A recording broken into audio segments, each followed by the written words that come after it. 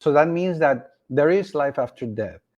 As a matter of fact, uh, talking about near-death experience, when I died in 1979, one thing that I want to stress is that, number one, I do not remember. It was a horrific car accident. I still, no one can figure out how I survived and how I'm still in one piece. The thing is that when I died, I saw myself. Everything was totally vanished uh, in me, and but I still knew that I was myself, not identified as Francisco Valentin, but I knew that I was myself. So that means that there is life after death. That means that your loved ones are still alive. But after she died, she still communicates with me. So if you have a loved one that departed and you feel and you have that feeling that they have been trying to communicate with you, but you don't know how to communicate with them, just acknowledge the fact that they're still alive and doing very well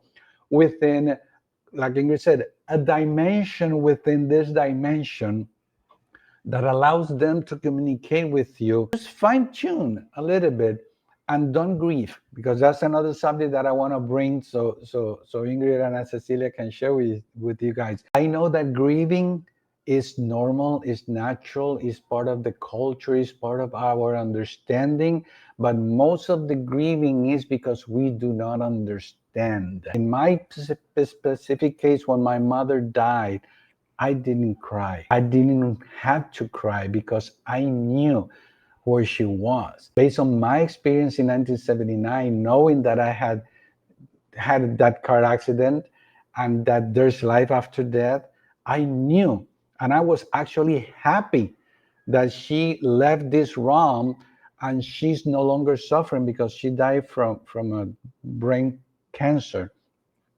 and the suffering was extensive. Many people don't want their loved ones go because they're so attached and they don't know that they are extending their suffering. I wanted to break her suffering, and that's another topic that most of people do not understand. Don't grieve. I know that grieving is normal, but in my case, I didn't grieve, and I was said that I had a heart of stone, that I had no feelings, that I wasn't even human. I was highly criticized, but I was in peace with myself because I knew that I wasn't bringing any suffering to my mother.